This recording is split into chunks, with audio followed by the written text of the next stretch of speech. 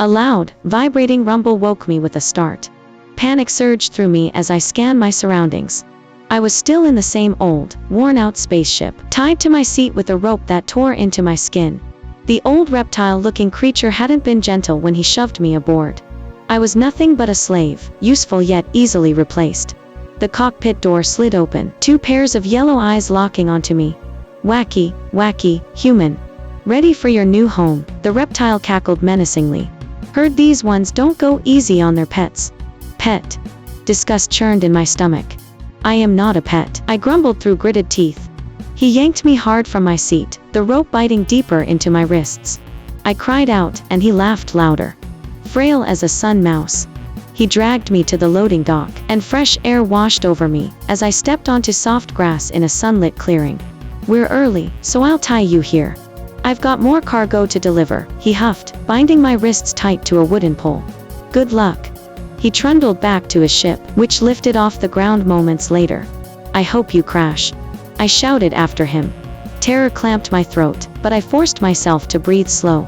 To my shock, the loose knot slipped free. I was untethered.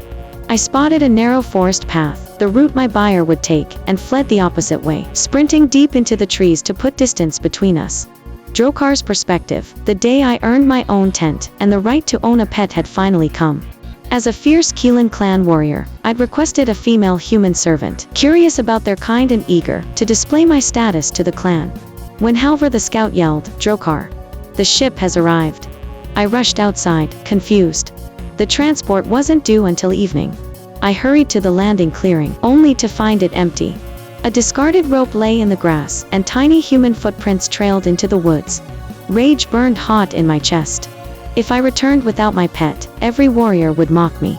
How dare that little thing, I snarled, following her tracks into the forest. I would hunt her down, and make her learn her place. Hannah ran until her muscles burned. Once a Vienna personal trainer, I'd lost muscle mass trapped on the ship, my bare feet scraped raw by underbrush. I skidded to a halt at the edge of a massive cliff stretching kilometers in either direction. There was no way around. I leapt onto protruding rock ledges, clinging to exposed roots to climb downward. When the final jump loomed, I sucked in air and dropped. Sharp pain shot up my legs, yet no bones broke. I laughed weakly in relief, then froze. A towering orc stood atop the cliff, staring straight down at me. I spun and ran again. Drokahr tracked her quick, steady footprint straight to the cliff edge. Panic struck me. Had she killed herself? I leaned over the drop and spotted her alive on a stone shelf. She jumped the final gap to the forest floor, and our eyes locked for one heartbeat before she vanished. Primal hunting instinct roared inside me. Baring my sharp fangs, I clambered down the rocky cliff in pursuit. Hours of running brought Hannah to a wide, cold river. I waded in and swam across, the thin cotton shift clinging uncomfortably to my skin. When I hauled myself onto the far bank, the green-skinned orc waited on the opposite shore. He gestured for me to return, his fists tightening with fury when I shook my head. "Human. Obey me. Come to me," his thunderous voice boomed over the water. A sudden realization hit me. "He can't swim," I mumbled, a giddy laugh escaping. "You can't swim," I shouted across the current. Taken aback, his rage faltered briefly. "Human, you will do as I say," he growled again. "If you want me, catch me," I retorted, darting into the trees once more. Drokhar's thoughts, orcs only bathed in shallow streams, our bodies were not built for deep water. When I watched her dive into the river, I feared she would drown, leaving me with a dead pet and endless clan ridicule. Relief hit me when she reached the other side unharmed, though my anger flared anew. I turned downstream to search for a shallow crossing, determined to catch her. Hunger gnawed Hannah's stomach as dusk neared. Shivering in damp fabric, I hunted for shelter and spotted a tall tree with wide, flat branches forming a soft bed in its crown. I climbed high and curled up to sleep. I woke in total midnight blackness, my body screaming danger. Slow footsteps circled the trunk below.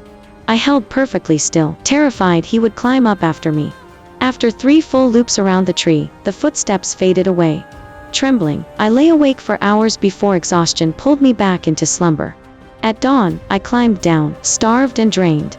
I wandered past a pile of large boulders, and the orc stepped out from hiding, barely 2 steps away. I twisted to run, but his massive arm wrapped firmly around my torso, pinning me to his broad chest.